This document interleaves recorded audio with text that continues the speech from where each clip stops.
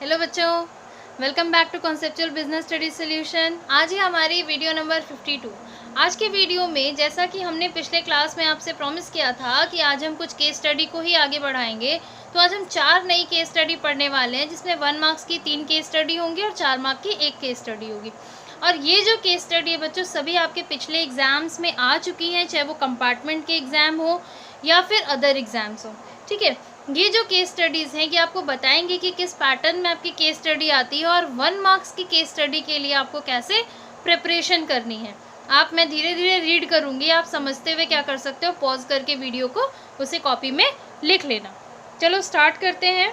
पहली case study मैं read करने जा रही हूँ। हाँ, मेन बात कि ये जो केस स्टडी है, मैं जब इस टाइप से आपको केस स्टडी बताऊंगी ना, तो आपको क्या करूँगी, बुक का नाम बता दूंगी। आपके पास अवेलेबल हुई तो ठीक है, नहीं अवेलेबल हुई तो आप कॉपी कर लेना। आज जो केस स्टडी मैं पढ़ा रही हूँ वो बुल्स आई की बुक से पढ़ा रही हूँ। ठीक है, चलो स्टार्ट करते हैं। 1 मार्क्स की केस स्टडी, पहली केस स्टडी मैं आपको बताने वाली हूँ।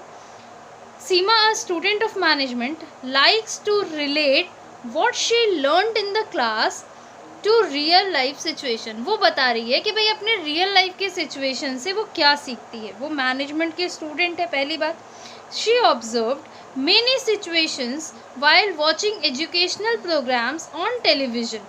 क्या बोला जा रहा है कि वो हमेशा ऑब्जर्व किया करती है या फिर ऑब्जर्व की बहुत सारी सिचुएशंस को जब वो टीवी को देखी।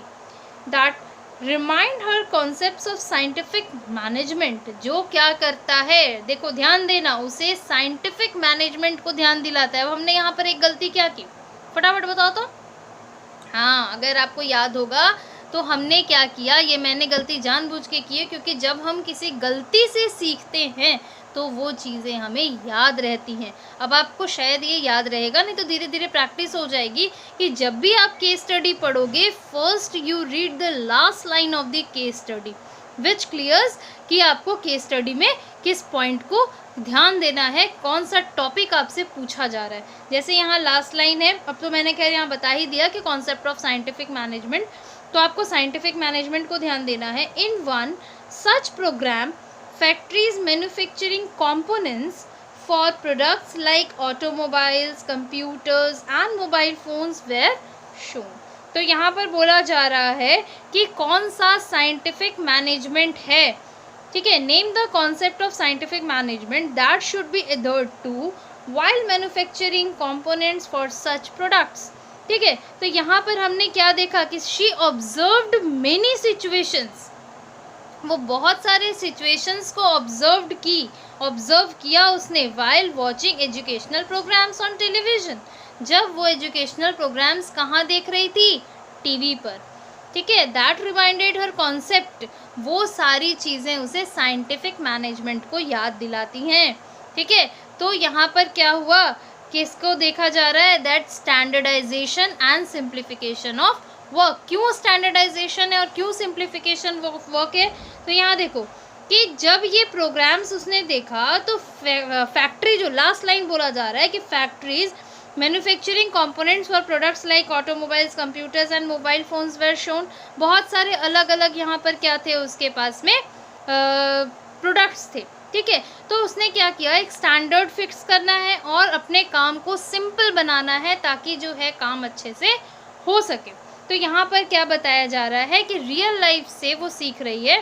ठीक है, काम को क्या करना है, स्टैंडर्डाइज करना है। स्टैंडर्डाइज कब किया जाता है काम को, कि आपके पास बहुत सारे काम हैं, आप उसे अच्छे से नहीं कर पा रहे हो, तो आपको क्या करना है कि उसको एक स्टैंडर्ड में ढाल देना है ताकि आपका काम जो है वो अच्छे से हो सके।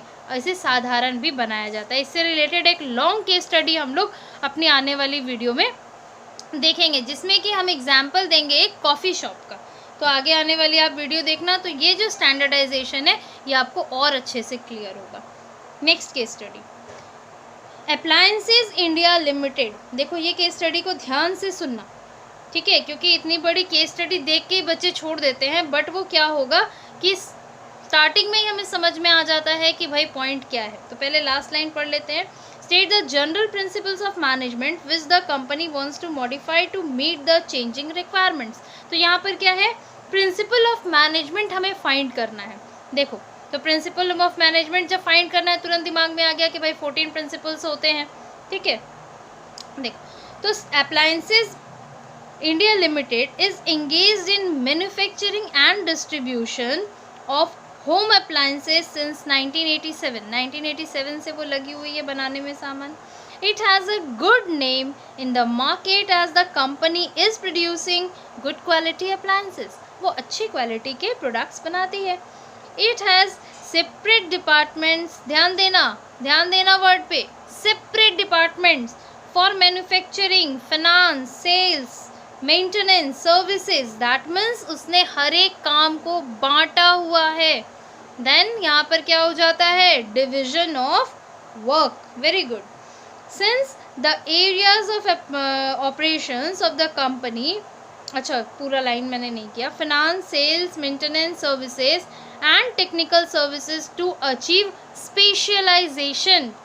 जब भी डिवीजन की बात होगी और साथ साथ जैसे अलग अलग डिपार्टमेंट में बांटा और वर्ड यूज़ कर दिया स्पेशलाइजेशन, तो स्पेशलाइजेशन जब भी यूज़ किया that means division of work और कुछ नहीं. ठीक है, आगे. Since the areas of operations of the company have increased and customers have become more demanding, increase कर गया उसका एरिया, कस्टमर डिमांडिंग हो गए, then the company decided to modify the existing principles of management to meet the changing requirements of the environment. State the general principle of management which the company wants to modify to meet the changing requirements. ठीक है, तो यहाँ पर क्या हुआ कि division of work है क्योंकि स्पेशलाइजेशन हो रहा है और काम को बांट दिया जा रहा है. तो इसको ध्यान दो कि इतनी बड़ी केस स्टडी 1 मार्क्स के लिए है, जो कि आपको स्टार्टिंग में ही समझ में आ जा रहा है जब वो अलग अलग डिपार्टमेंट में बांट रहा है. नेक्स्ट, तो टॉपिक हमने क्या क्या देखा है आंसर में, स्टैंडर्डाइजेशन, ठीक है, एंड सिंप्लीफिकेशन ऑफ वर्क को देखा. मैं शॉर्ट में लिख रही हूँ. डिवीजन ऑफ वर्क से हमने रिलेटेड केस स्टडी को देखा. सॉरी, चलो मैं केस स्टडी का यहाँ नंबर चेंज कर देती हूँ या फिर मैं नीचे ही लिख देती हूँ, छोड़ो. 10 जो हमने देखा, standardisation and simplification of work देखा, डिवीजन ऑफ वर्क देखा, डिवीजन ऑफ वर्क. नेक्स्ट देख रहे हैं हम, नेक्स्ट केस स्टडी देखते हैं. उसमें भी बोल रहा है कि identify the point of significance of principles of management. Significance बोल रहा है प्रिंसिपल्स ऑफ मैनेजमेंट के, तो तुरंत सिग्निफिकेंस के पॉइंट को ध्यान में देंगे और केस स्टडी को पढ़ेंगे. Principles of management equip the managers to foresee the cause and effect. ध्यान देना, cause and effect relationship of their decisions and actions so that the wastage associated with a trial and error approach can be overcome. यहाँ पर क्या हो जाता है, देखो जब भी हम कॉज इफेक्ट की बात कर रहे हैं साथ ही वेस्टेज से ओवरकम करने की बात करते हैं, that means optimum utilisation of resources. तो देखो पहले क्वेश्चन को पूरा करते हैं. Trial and error approach can be overcome. Identify the point of significance of principles of management highlighted here. तो क्या हो जाता है, the significance of principles of management highlighted in the case is optimum utilisation of resources और effective administration. क्यों, क्योंकि यहाँ पर क्या किया गया, ट्रायल एंड एरर किया गया और साथ ही साथ हमारे वेस्टेज से ओवरकम करने की बात हो रही है. तो क्या हो जाएगा, optimum utilisation of resources and effective administration. मैं लिख देती हूँ. थर्ड केस स्टडी हमारी किससे रिलेटेड थी, optimum utilisation of resources and effective administration. पूरा कर लोगे, ठीक है. लास्ट केस स्टडी पढ़ते हैं आज की, जो कि है 4 मार्क्स. ठीक है, 4 मार्क्स के लिए ये केस स्टडी है. ध्यान दोगे क्योंकि ये जो टॉपिक से मैं केस स्टडी बताने जा रही हूँ अभी 4 मार्क्स पे, वो बहुत बहुत बहुत इम्पॉर्टेंट है. ठीक है, चलो पहले लास्ट लाइन पढ़ते हैं. Suggest a technique of scientific management. Technique बोल रहा है साइंटिफिक मैनेजमेंट की. केस स्टडी ध्यान से सुनना और लिखना.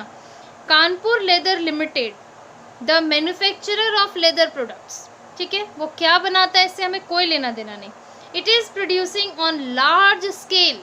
क्या बोला, पहली बात जो हमें मार्क करनी है, that is large scale and its organisational structure is functional. Underline करो, उसका ऑर्गेनाइजेशन का स्ट्रक्चर कैसा है, फंक्शनल है।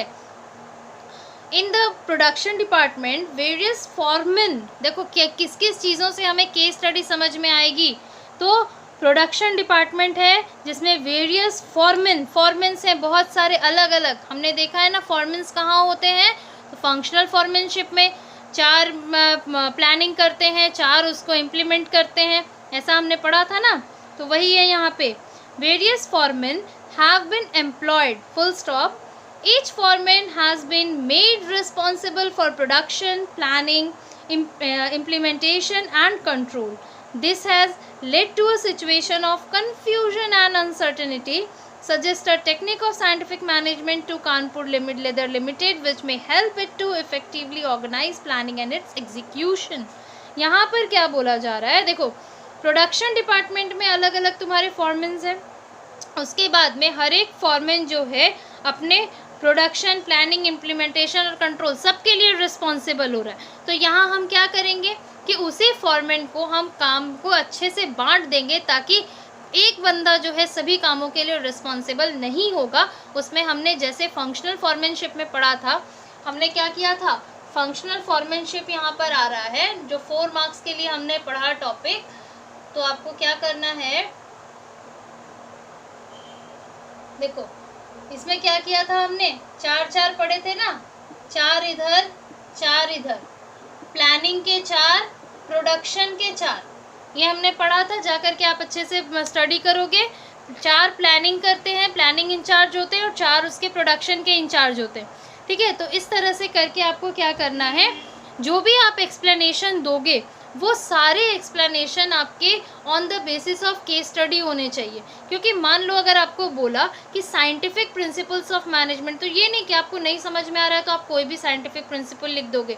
प्रिंसिपल्स ऑफ मैनेजमेंट बोला तो आप कोई भी 14 प्रिंसिपल में से उठा के लिख दोगे कि भाई प्रिंसिपल तो बोला है तो चलो कुछ भी लिख देते, नहीं, जो कि हमारे केस स्टडी से रिलेटेड होगा वही आपको क्या करना है, वहाँ पर लिखना है। तो आई होप सो समझ में आया होगा आपको। नेक्स्ट क्लास में जो केस स्टडी हम करने वाले हैं वो है यूनिटी ऑफ डायरेक्शन और कमांड से रिलेटेड, जो कि एक बहुत इंपॉर्टेंट केस स्टडी है। साथ ही साथ सेंट्रलाइजेशन और डिसेंट्रलाइजेशन से रिलेटेड हम केस स्टडी करेंगे। तो आने वाली वीडियो को ज़रूर से देखना बच्चों। साथ ही साथ आपको इसमें क्या नहीं समझ में आया, कहाँ प्रॉब्लम हुई है, या फिर आपको अच्छे से समझ में आया है, तो वो भी आप हमें कमेंट में लिख करके ज़रूर बताइए, ताकि जो है हम आपकी बात को अच्छे से सुन सकें, समझ सकें। तब तक के लिए bye bye, take care and have a nice day.